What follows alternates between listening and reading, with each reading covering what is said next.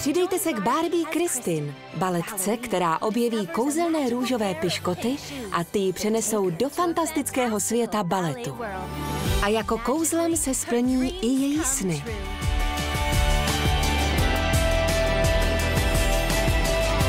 Ahoj, jsem Janelle a tančím ve filmu Barbie a kouzelné balerínky. Ahoj, jsem Melissa a vytvořila jsem choreografii pro film Barbie a kouzelné balerínky. S kamarádkou Charity vám předvedeme kroky z filmu. Než se pustíme do tance, měli byste poznat baletní základy. Nejdřív se posadíme na zem. Pěkně narovnat záda, ramena dolů, dlouhý krk, zvednutou bradu, jako byste měli překrásnou korunku a chtěli byste se s ní pochlubit. Propneme nohy v kolenou, jdeme do flexe a vypínáme prsty.